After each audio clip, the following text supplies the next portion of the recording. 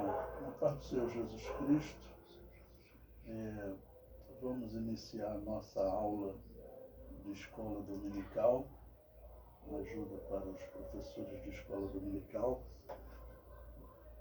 Hoje nós vamos estudar a lição número 5, está aí na página 1 do material didático que eu forneci para os irmãos. Essa lição ela tem o título Jesus é Deus. Primeiro trimestre de 2025, lição 5, com o tema Jesus é Deus. Na página 2, o nosso texto áureo, ele diz: no princípio era o verbo, e o verbo estava com Deus, e o verbo era Deus. Então vocês sabem que até a nossa tradução coloca aqui verbo com letra maiúscula, porque é um termo que João está usando para descrever a eternidade de Jesus Cristo. A verdade prática. A divindade de Jesus está muito clara e direta na Bíblia, além de ser revelada no seu ministério terreno, na manifestação dos seus atributos e obras divinas. Bom, eu concordo que está muito claro na Bíblia, principalmente no Novo Testamento, né? E também no Antigo Testamento, porque o próprio Deus, Yahvé, né? O próprio Deus do Antigo Testamento, ele diz: eu virei e pisarei nesse templo. E então, no Antigo Testamento está anunciando o nascimento do Filho de Deus. Okay? Não é um homem comum, porque um homem comum não poderia fazer a expiação dos pecados da humanidade.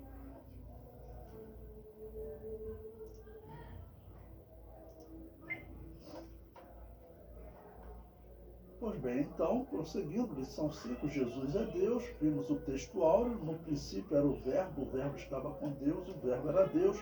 Agora vamos para a nossa leitura bíblica em classe, na página 3.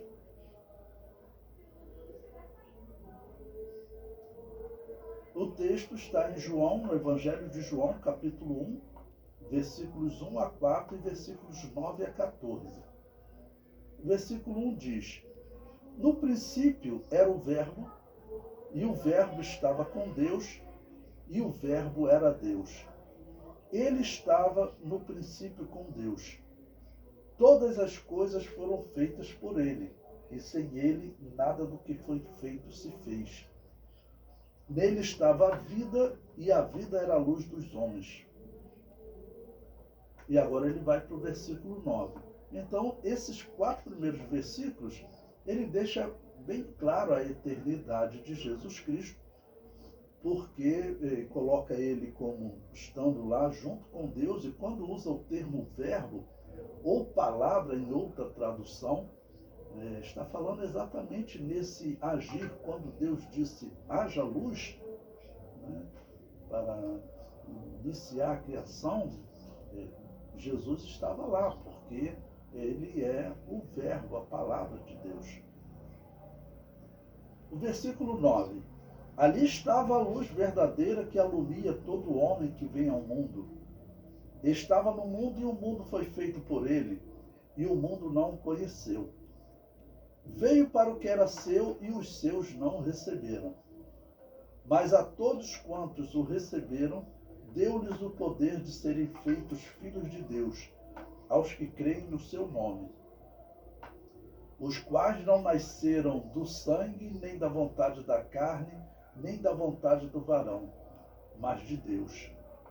E o Verbo se fez carne e habitou entre nós, e vimos a sua glória, como a glória do unigênito do Pai, cheio de graça e de verdade. Então, aquele Verbo eterno, quando João diz que nada do que foi feito, sem ele não foi feito, ou seja, ele participou da criação de tudo, todas as coisas foram feitas por ele. E sem ele nada do que foi feito se fez. A introdução desse nosso tema, vamos lembrar, a verdade prática diz, está bem claro, mas nós vamos encontrar na história da igreja e nos dias atuais alguns que não concordam que Jesus Cristo seja Deus, como os Testemunhas de Jeová, que é uma seita, né? E principalmente os judeus. Os judeus, historicamente, na história da igreja, não daqueles dos dias de Jesus, os judeus dos dias de Jesus, eles rejeitaram o Messias por outros motivos, né? Mas na história, muitos judeus debateram com cristãos ali pelos anos 100 até os anos 165, era comum o debate. E muitos judeus acreditando em Jesus, mas não queriam aceitar que ele fosse Deus. Para eles, Jesus seria um Messias, poderia recebê-lo como Messias, mas não como Deus. Porque na crença dos judeus, até hoje, o Messias virá, nascerá, crescerá, formará família, reinará e depois morrerá e os seus filhos continuarão reinando depois dele. Essa é a interpretação, por exemplo, de um dos maiores intérpretes do judaísmo de todos os tempos, um homem chamado Maimônides, um judeu que viveu há cerca de 1000 anos. O comentário da introdução diz: o apóstolo João, como judeu monoteísta instruído na sinagoga, não está apresentando um novo Deus, mas colocando o verbo dentro da divindade dos seus antepassados. Então, que fique claro, porque é o que os judeus que não aceitam Jesus como Messias normalmente nos criticam, como se ele fosse um outro Deus, mas não é. O que a Bíblia no Novo Testamento defende, o que nós defendemos, é que Jesus Cristo, ele é o Deus eterno que tomou a forma humana, ok? Então nós não pregamos um outro Deus, nós pregamos o Deus eterno que ele tomou a forma humana. Prosseguindo ainda na introdução, na página 4, o apóstolo não admitia em hipótese alguma outra divindade, senão só e somente só o Deus Javé de Israel. Javé é uma forma de você transliterar o nome de Deus, pode ser Javé ou Iavé, são transliterações corretas, né? Por isso, no prólogo do seu evangelho, ele descreve o verbo como os atributos da deidade, aqueles que mais se destacam no seu relato do começo ao fim. Bom, vamos ler para você poder entender Marcos capítulo 12, versículo 28 até o versículo 30.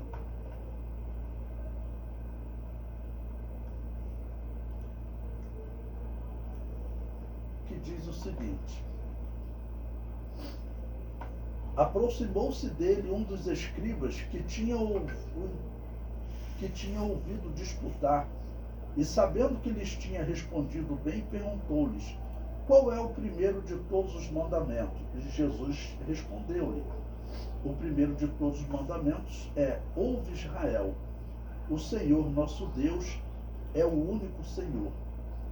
Amarás, pois, ao Senhor teu Deus de todo o teu coração, de toda a tua alma e de todo o teu entendimento e de todas as tuas forças. Este é o primeiro mandamento. Então ele deixa claro que o ensino, né, é um só Deus. E é importante você frisar para os seus alunos: esse Deus, ele tomou a forma humana. Okay? Habitou num corpo humano. É claro que é um grande mistério para nós. Como foi o mistério dele gerar,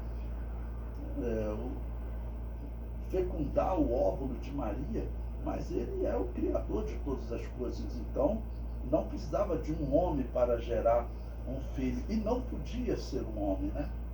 Ok? Tinha que ser uma geração especial para que ele nascesse sem pecado. Capítulo 1. A doutrina bíblica da divindade de Jesus. página 5. Né? Jesus é Deus. O Novo Testamento é direto quanto à natureza divina de Jesus. E o Verbo era Deus, diz João. Ao que Tomé lhe respondeu, Senhor meu e Deus meu. É interessante Tomé, né? Um homem que ele... Eu vou ficando marcado por uma grande falha, dizendo que só creria na ressurreição se visse. Mas ele aqui também deixou esse testemunho maravilhoso. Filipenses 2,6, que diz, mesmo existindo na forma de Deus, não considerou ser igual a Deus, algo que deveria ser retido a qualquer custo, para conhecimento do mistério de Deus, que é Cristo, e a manifestação da glória do nosso grande Deus e Salvador, Jesus Cristo. Então são textos que deixam claro a posição do Novo Testamento. Eu até entendo que os judeus, que a princípio não creem no Novo Testamento e usam apenas o Antigo Testamento nas suas análises, que ele tenha mais dificuldade de entender. Mas o Novo Testamento é muito claro em chamá-lo de Deus. Em 1 João 5,20, e nós estamos naquele que é o verdadeiro, em seu Filho, Jesus Cristo. Este é o verdadeiro Deus e a vida eterna.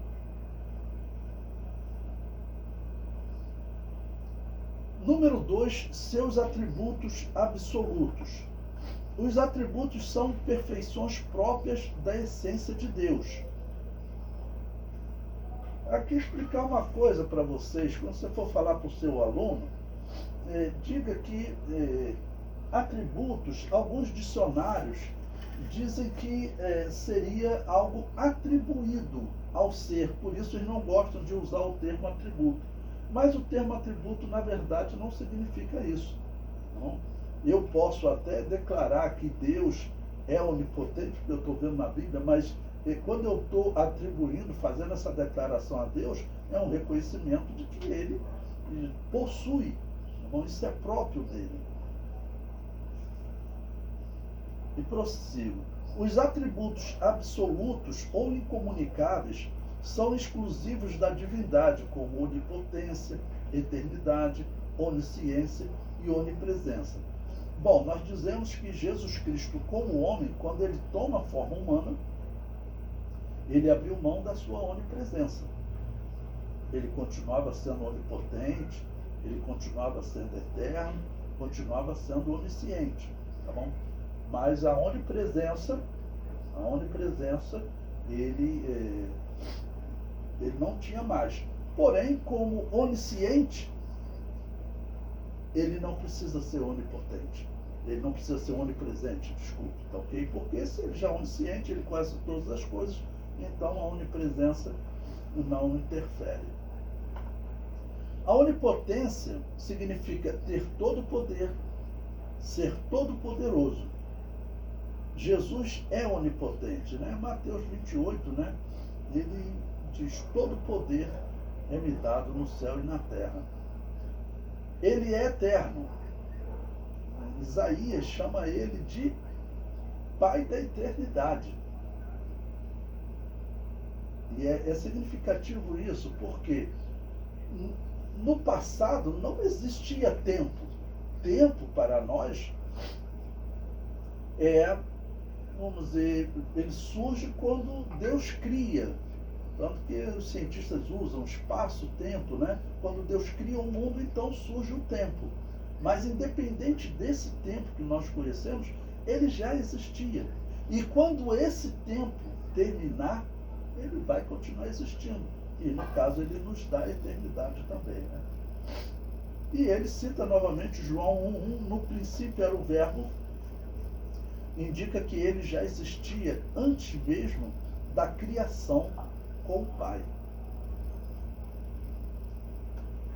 A onipresença é o poder de estar em todos os lugares ao mesmo tempo. Jesus é onipresente.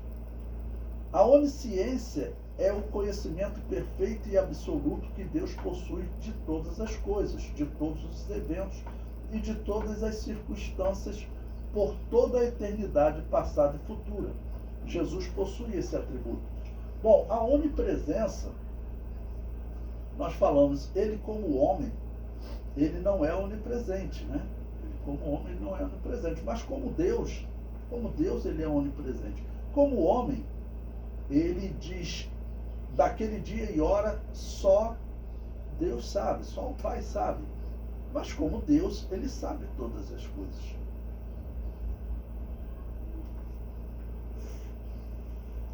Bom, agora na página 6, tem um auxílio doutrinário aí que eu escolhi ele exatamente para nós podermos fazer uma análise sobre esse texto, que é bem interessante. O título é O Filho é Deus, né? O auxílio doutrinário, na página 6. Eu coloquei em azul, que acho que é um ponto que vocês devem destacar com os seus alunos. O Senhor Jesus Cristo é de eternidade a eternidade, o único Filho de Deus e possui a mesma natureza do Pai, como afirmam os credos. Bom, essa questão de como afirmam os credos é que eu vou querer explicar para vocês, porque esses credos aqui, vocês sabem que era o credo católico, o credo da igreja paganizada, que acreditava em purgatório, invocação ao mundo dos mortos. Esses credos, eles têm erros.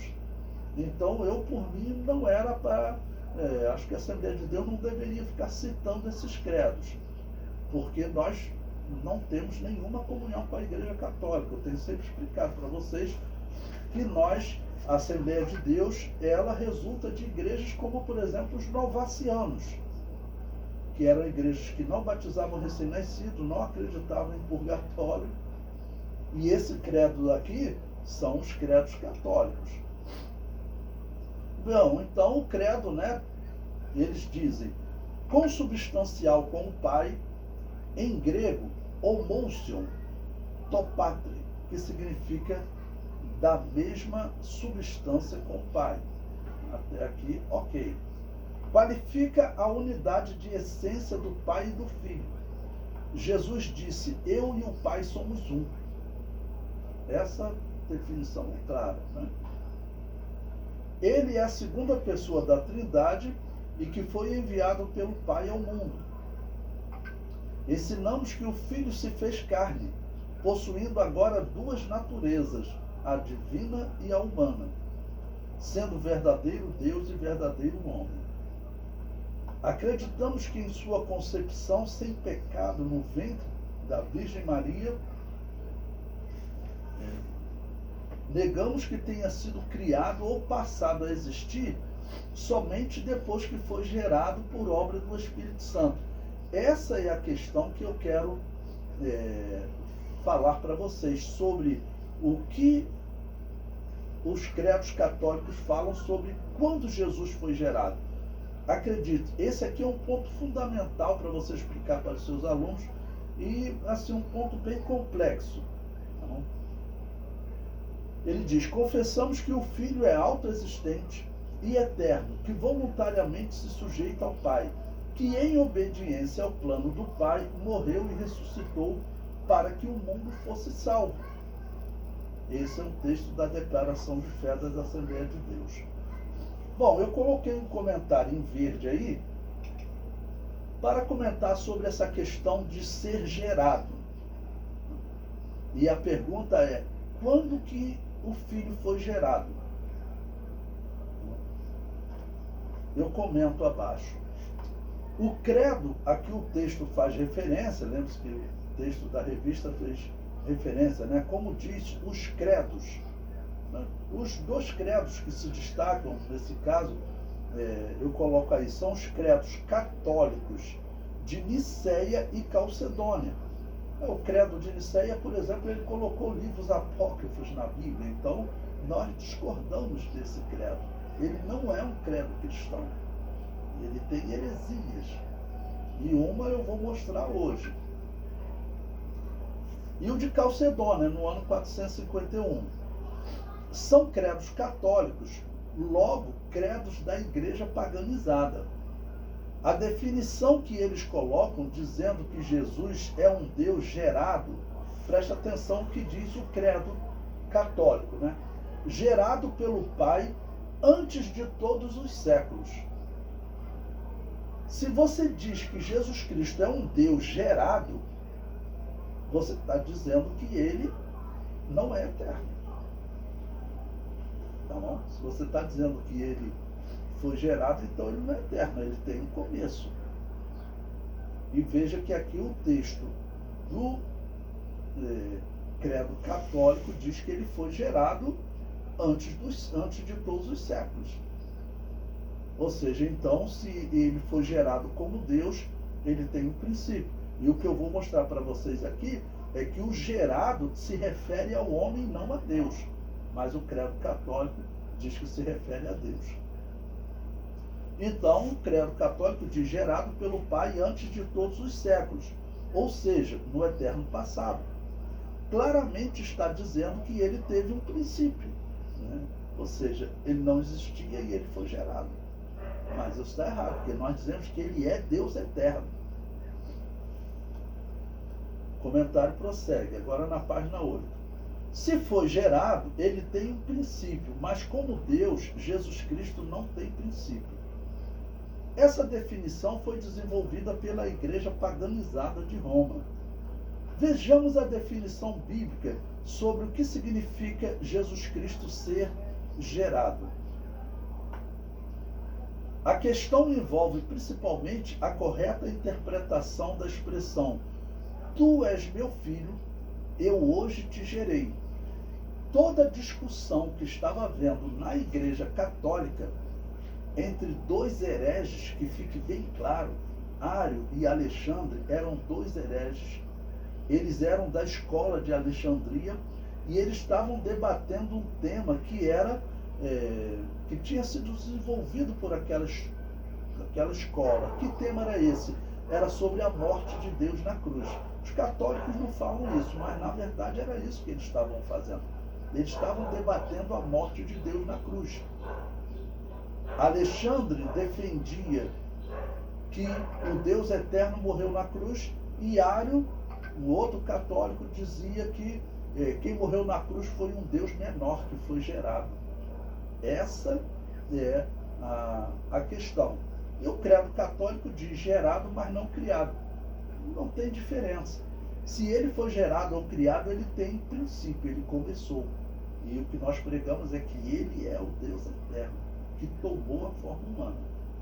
Bom, então vamos ver essa expressão, "Tu és meu filho, eu hoje te gerei". Vou mostrar para vocês, ela aparece na Bíblia 3 vezes.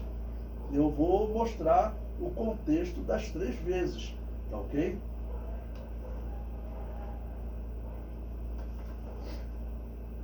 Bom, o comentário prossegue. A pergunta que se faz é: em que tempo ocorreu essa geração? Quando o filho foi gerado? Para responder essa questão, devemos observar qual o contexto das 3 vezes que ela aparece na Bíblia.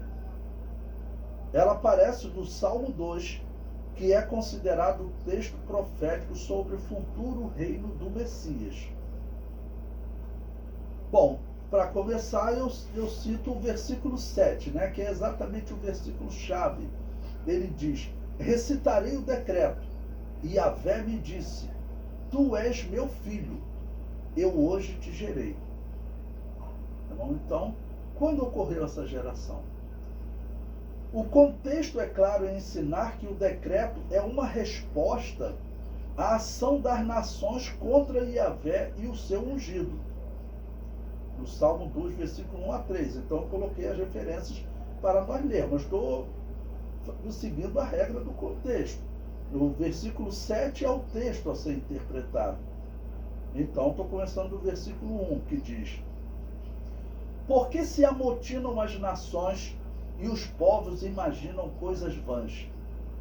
Os reis da terra se levantam, e os príncipes juntos se mancomunam contra o Senhor e contra o seu Messias, o seu ungido, dizendo: rompamos as suas ataduras e sacudamos de nós as suas cordas". Ou seja, o salmista está dizendo que vai chegar um período na história da humanidade que a humanidade vai dizer, ó, vamos nos livrar desse Deus. Vamos nos livrar desse povo e desse Deus. Isso é futuro, isso vai acontecer. O comentário prossegue. Seguido do momento que o ungido, o Messias de Yahvé, é estabelecido como rei. Ou seja, elas fazem esse desafio e ele é seguido de quê? Do momento em que ele é ungido como rei. Veja, versículo 4. Aquele que habita nos céus se rirá. Ou seja, as nações disseram isso, mas Deus vai rir quando ele ouvir isso. O Senhor zombará deles. Então lhes falará na sua ira e no seu furor os confundirá. Eu, porém, ungi o meu rei sobre o meu santo monte Sião. Veja que Deus está falando de um tempo aqui na terra, que é um tempo que eu vou dizer para vocês, é um tempo futuro. É isso que nós veremos. Então é recitado um decreto. E Yahvé me disse, tu és meu filho, eu hoje te gerei. Então veja, todo o contexto que eu estou mostrando para vocês mostra que Deus está falando isso aqui na terra, descrevendo o momento em que as nações estão dizendo que vão se livrar desse Deus. E Deus então unge o seu filho. Ou seja, é um momento aqui na terra, não é no eterno passado, antes dos séculos, como diz o texto católico. Seguindo o contexto, podemos afirmar que Davi profetiza um tempo futuro em que o Messias será coroado rei sobre Israel e sobre as nações. E então será dito, tu és meu filho, eu hoje te gerei. Essa expressão será usada no início do milênio. A confirmação acontece no versículo seguinte, versículo 8. Pede-me e eu te darei as nações por herança e os confins da terra por tua possessão. Ou seja, está tratando de um momento aqui na terra em que o filho é gerado como homem. E esse filho como homem, hoje, subsiste num corpo eterno.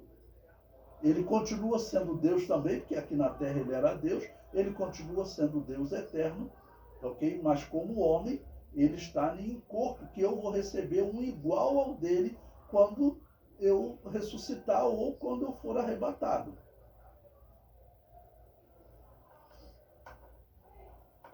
Bom, agora vamos para o segundo texto que usa essa expressão. Tu és meu filho, hoje te gerei. Na interpretação católica, essa geração foi antes dos séculos, ou seja, antes de criar esse mundo, que Deus teria sido gerado. A expressão gerado não se refere a Deus, se refere ao homem. Então, o segundo momento que esta expressão aparece foi nas palavras do apóstolo Paulo, que aplica a mesma expressão ao momento que Jesus Cristo ressuscita e vence a morte. Atos capítulo 13, versículo 32 e 33, que diz: E nós vos anunciamos que a promessa que foi feita aos pais, Deus a cumpriu a nós, seus filhos, ressuscitando a Jesus. Como também está escrito no Salmo 2, meu filho és tu, hoje te gerei. Então, essa geração está falando o quê? Desse projeto, que ele nasce sem pecado e depois ele recebe um novo corpo, um corpo eterno. Então, Deus está gerando aqui na terra um corpo físico e depois, quando ele ressuscita, um corpo espiritual, um novo corpo, capacitando todos os homens, aquele homem Jesus gerado, e todos os homens que o aceitam como Salvador a viver eternamente. Então, claramente, essa segunda vez, o termo gerado é uma referência a Jesus nascer, morrer, ressuscitar e reinar sobre a humanidade. E eu comento, olha, aplicado à ressurreição, devemos concluir que foi gerado um novo corpo, que é chamado primícias dos que dormem. O primeiro corpo incorruptível gerado, Por que o primeiro? Porque João diz claramente que nós seremos semelhantes a ele. Porque nós também receberemos esse corpo incorruptível. Esse é um momento especial da história. Aquele corpo que fora criado para ser eterno se corrompeu no Éden e veio a morrer. Não falando do corpo de Adão, claro. Mas, no momento da ressurreição de Jesus, foi gerado um novo corpo eterno. E todos os homens que aceitarem essa mensagem de salvação também receberão esse corpo eterno. Então, Adão, quando ele foi criado eterno. Né? Mas, infelizmente, se corrompeu. Adão do Éden, vou chamar o primeiro Adão. E como o apóstolo Paulo usa, Jesus, o segundo Adão, esse não se corrompeu, para que ele pudesse levar a corrupção da humanidade. Mas quando ele vence a morte, resultado daquela corrupção, quando ele vence a morte, então ele agora tem esse novo corpo, que é um corpo eterno. Na página 11, o comentário prossegue. O tempo que se cumpre a expressão é o momento da ressurreição. Então, quando que o apóstolo Paulo está dizendo que se cumpre essa profecia? Ele fala que é o momento da ressurreição, o momento que Jesus Cristo recebe esse novo corpo. Ali é que ele foi gerado. Um segundo momento, quando entrega o domínio das nações ao Messias no início do milênio. O texto de Salmo 2, ele está bem claro, ele está falando de um momento que é futuro ainda para nós. O terceiro momento que esta expressão aparece não fala de tempo, mas fala da exaltação a esse filho. Hebreus capítulo 5, versículos 5, 8 e 9. Porque a qual dos anjos disse jamais, tu és meu filho, hoje te gerei? E outra vez, eu lhe serei por pai e ele me será por filho? Mas do filho diz, ó Deus, o teu trono subsiste pelos séculos dos séculos. Cetro de equidade é o cetro do teu reino. Amaste a justiça e aborreceste a iniquidade. Por isso Deus, o teu Deus, te ungiu com óleo de alegria, mais do que a teus companheiros.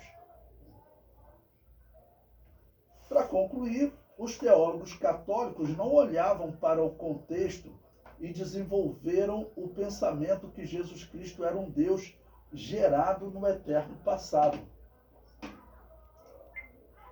Mas a expressão é uma referência a Jesus Cristo como homem e não como Deus.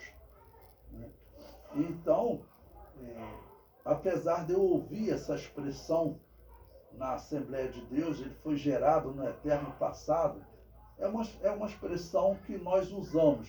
Eu não vou dizer que seja uma heresia, porque a pessoa está querendo dizer que ele é eterno. Mas se você diz que ele foi gerado, ainda que diga como credo católico que ele não foi criado, mas que foi gerado, criado ou gerado, está dizendo que ele tem princípio. A não ser que você acredite que ele possa ser gerado, mas não tem princípio. Eu acho complicada essa definição. Bom, olhando para o texto, tu és meu filho, hoje te gerei, seja nos Salmos, seja nos Atos, em Hebreus, apesar de Hebreus não ser tão claro, né? Mas todos eles estão falando de eventos aqui na Terra, quando existe o homem e é dito que ele é gerado. Ok? Bom, agora na página 12, a heresia que nega a divindade de Jesus. O arianismo. Os primeiros a negarem a divindade de Jesus foram os ebionitas, seguidos pelos monarquistas dinâmicos, mas a heresia principal que abalou os fundamentos da igreja foi o arianismo. Aqui, do jeito que ele está falando, ele está chamando a igreja católica de igreja, né? Ario era um teólogo católico, ele não era um teólogo, né, dos novacianos, ele era um teólogo católico. Então seria melhor colocar que abalou os fundamentos da igreja católica. E como eu disse para vocês, Ario, ele era um discípulo de Orígenes de Alexandria que defendia que o Deus eterno morreu na cruz. E ele estava tentando explicar que quem morreu na cruz não foi o Deus eterno, foi um Deus menor que foi gerado. Ok? O termo arianismo vem de Ário, o expoente dessa doutrina em Alexandria, a partir do ano 318. Ele negava a divindade de Cristo e o considerava como um Deus de segunda categoria. Né? Era exatamente isso que ele dizia, um Deus menor. Ário rejeitava a eternidade do Verbo, embora defendesse sua existência antes da encarnação. Recusava que fosse ele eterno com o Pai, insistindo na tese de que o Verbo foi criado como primeira criatura de Deus. A palavra de origem arianista era: houve tempo que o Verbo não existia. E presta atenção numa coisa que eu vou falar para vocês. Eu digo que Ário, ele é um herege menor do que os católicos romanos. Porque os católicos romanos, até hoje, eles pregam que o Deus eterno morreu na cruz. Isso era o que estava sendo discutido. Tá bom? Quem foi que morreu na cruz? O Deus eterno era a defesa, vamos dizer, dos católicos, de Alexandre e Atanásio. E já Ário defendia que o Deus eterno e imortal não podia morrer na cruz. Então ele dizia que quem morreu na cruz foi um Deus menor, que foi gerado. Tudo isso deriva da heresia de Orígenes, que dizia que Deus morreu na cruz. E aqui eles estão debatendo qual Deus morreu na cruz. Eram dois hereges. E eu digo que Alexandre era maior, um herege maior, porque ele defende que o Deus eterno e imortal morreu na cruz. Tá bom? Mas ambos já fazem parte desse grupo que acreditava em purgatório, porque Constantino e seus aliados colocaram lá no Concílio de Nicéia o texto do livro de Macabeus, um livro apócrifo judaico, e naquele livro alguns judeus foram mortos, e quando Judas Macabeu chegou lá, ele viu que eles tinham umas imagens de escultura escondidos. Aí ele viu, puxa, morreram em idolatria. Então ele vai e faz um sacrifício, faz uma oferta para tentar resgatar o pecado daquelas pessoas. Mas isso é heresia, a Bíblia não aceita isso. Então todos eles, inclusive Ário, ele era discípulo de um homem chamado Melésio, que ele era assumidamente apóstata. O que era isso? Antes de Constantino teve uma terrível perseguição, a perseguição de Diocleciano. E nessa perseguição o pastor Diário, ele aceitou sacrificar ao demônio para não morrer. E tinha que comer daquelas coisas sacrificadas. Ou seja, um herege terrível, né? Pelo pastor dele a gente já vê quem era ele. Número 2, suas implicações. Ário e seus seguidores pinçavam as escrituras aqui e acolá em busca de algumas passagens bíblicas para dar sustentação às suas crenças. Seguem algumas delas as mais emblemáticas. O Senhor me criou no princípio dos seus caminhos, né? Falando da sabedoria, né? O qual é a imagem do Deus invisível, o primogênito de toda a criação. Como primogênito de toda a criação, isso está falando dele no novo corpo. Por que ele é o primogênito, é o primeiro? Porque foi o primeiro a receber um corpo incorruptível. E ele dizia também, houve tempo em que o filho não existia. Bom, o filho como homem, claro que teve um tempo que ele não existia. E todos esses textos eu estou mostrando para vocês. Eles descrevem Jesus como homem. Os textos da Bíblia que falam, tu és meu filho, eu hoje te gerei. Outra passagem favorita era, e a vida eterna é essa, que conheçam a ti só por único Deus verdadeiro, e a Jesus Cristo a quem enviaste. Claro, a esse homem que estava aqui no mundo a quem enviaste. Então, Ário usava isso para dizer que Jesus Cristo era um Deus menor. Com isso, ignoravam todo o pensamento bíblico que defende a eternidade e a deidade de Cristo. O item 3, como solucionar a controvérsia? A tradução criou de Provérbios 8, 22, na Septuaginta, é opcional, pois o verbo hebraico nessa passagem é kana, obter, adquirir ou criar. Mas o sentido de criar para trazer à existência algo do nada é o verbo bara, como aparece em Gênesis 1:1. O texto de Colossenses 1,15 diz que Jesus é o primogênito de toda a criação e não o primogênito de Deus. Primogênito de toda a criação, irmãos, explique, ele é o primeiro a receber esse novo corpo, que nós só receberemos no arrebatamento, que nós acreditamos que até hoje ninguém recebeu. A palavra prototokos, primogênito, primeiro, chefe, foi usado pelos escritores sagrados com sentido de importância, prioridade, posição, primazia, preeminência, né? Porque ele é o primeiro a ressuscitar com um corpo incorruptível. Ou seja, Jesus encarnado tem a primazia da criação. É a imagem do Deus invisível, porque é Deus. Conhecer a Deus é o mesmo que conhecer a Cristo, em virtude da unidade de natureza do Pai e do Filho. Perdão que eu estou um pouco gripado. Bom, na página 14, ele cita aqui o Concílio de Nicéia, né? E de Constantinopla também, que o de Constantinopla é no ano 380. Arianismo foi a heresia fermentada por um presbítero do quarto século chamado Ário. Negando a divindade de Cristo, ensinava ele ser Jesus o mais elevado dos seres criados. Todavia não era Deus. Por esse motivo, na verdade não era isso que Ário defendia, não. Ele defendia que Jesus Cristo era um Deus menor. Porque é claro que está na Bíblia que ele era Deus, né? Ário não defendia isso, não.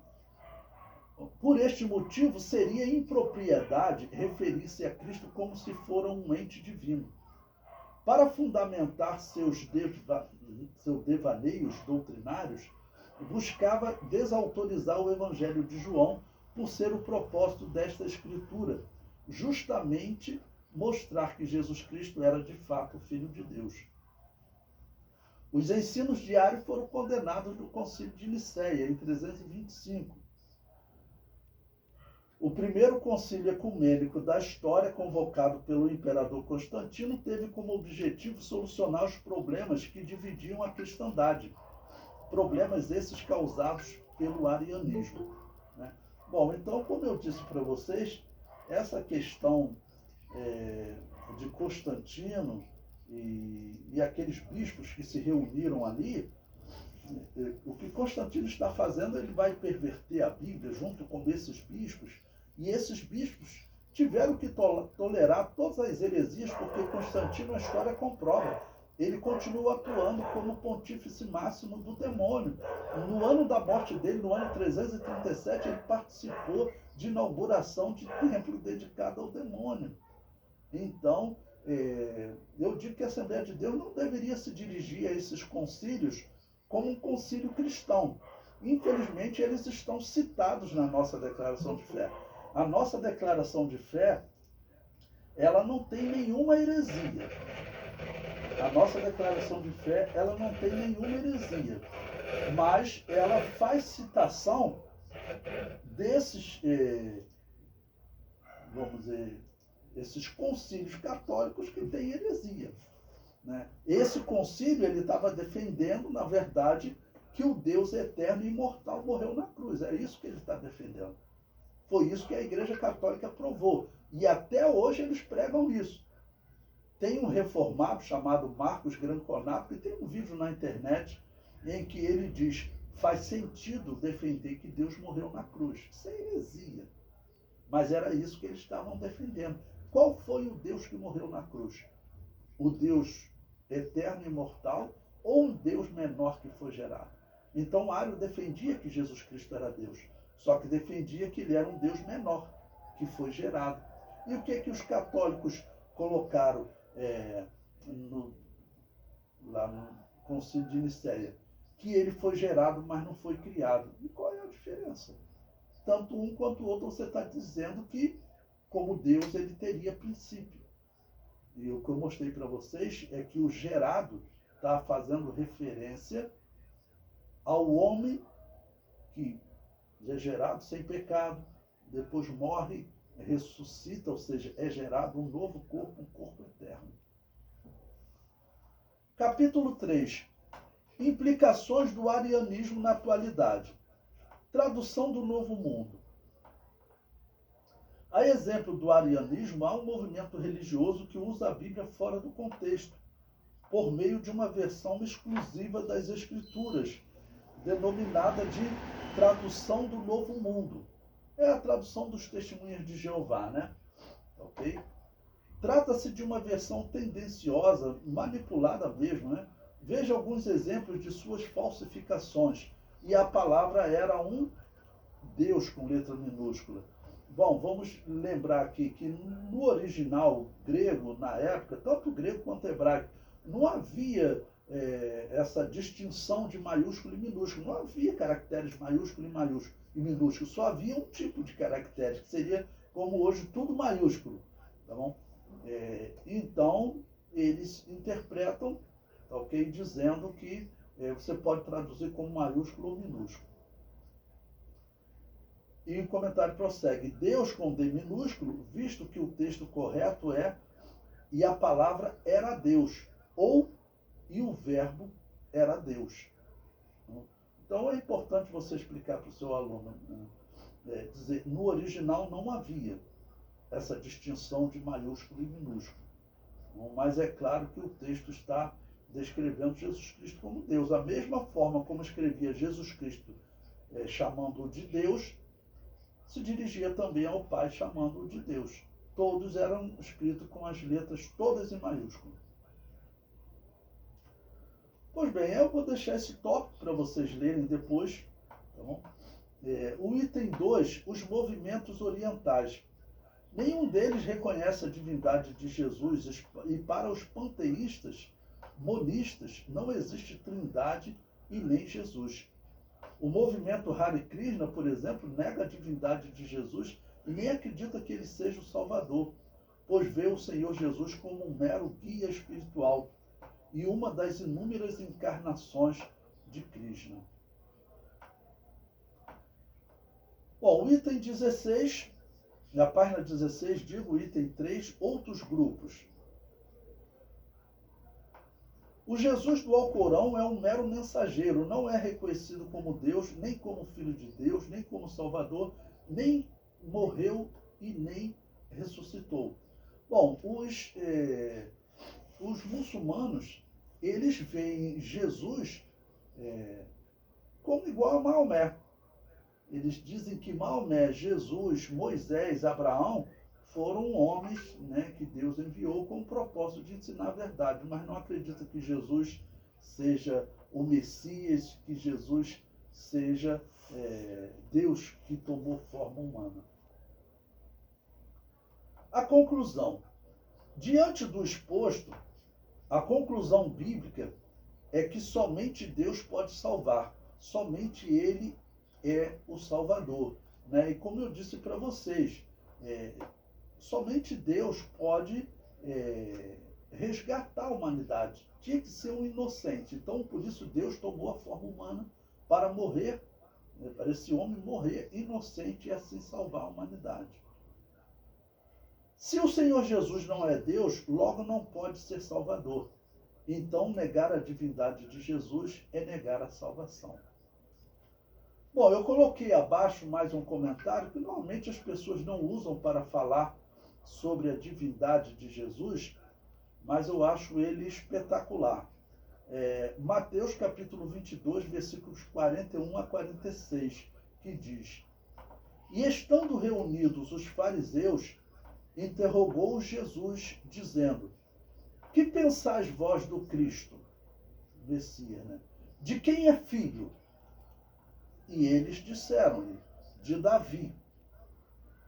Disse-lhes ele: Como é então que Davi, em espírito, lhe chama Senhor, dizendo: Disse o Senhor ao meu Senhor: Assenta-te à minha direita, até que eu ponha os teus inimigos por escabelo de teus pés.